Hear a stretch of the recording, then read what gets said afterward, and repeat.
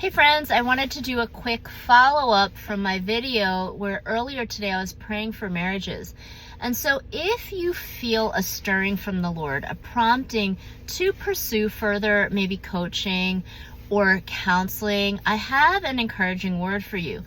And it's funny because in our previous season, I feel like whenever I would bring up coaching or counseling and paying someone to help you walk through certain walls that you're hitting and stuff, certain trauma that you're noticing that you have and things like that. In my previous season, being in a mostly ministry context, a lot of ministers, I feel like the biggest hiccup for people in pursuing counseling and coaching at that time was finance. They just couldn't afford it. Then we'd be praying for miracles, that the Lord would provide money for them to do it, and often the Lord would. Now, the funny thing in this season, I feel like when I bring up coaching or counseling to people in this season, people are like, oh, I don't have time for it. I have the finance for it, but I don't have the time for it. Now, I think that this is really interesting because for me, like I said, it's something unfamiliar to me, but what I just want to encourage you, if you feel the prompting of the Lord for it, I would say set aside time. Come into agreement with your spouse, set aside time for a counseling intensive. Maybe take some vacation days for it.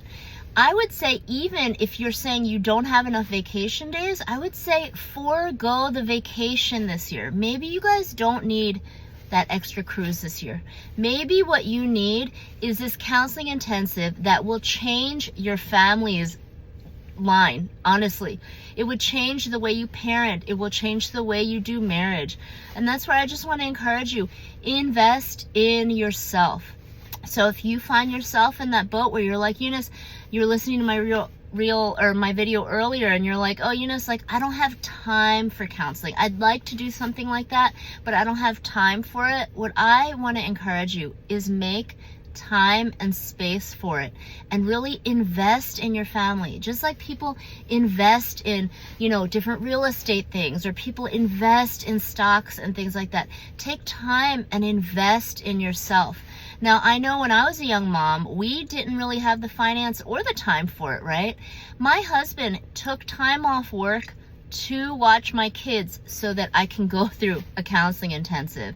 And honestly, that intensive changed my life. And so I just throw that out there for you guys to consider. I had 3 kids under 3, and my husband did that for me. And I just want to encourage you, invest in your marriage and family.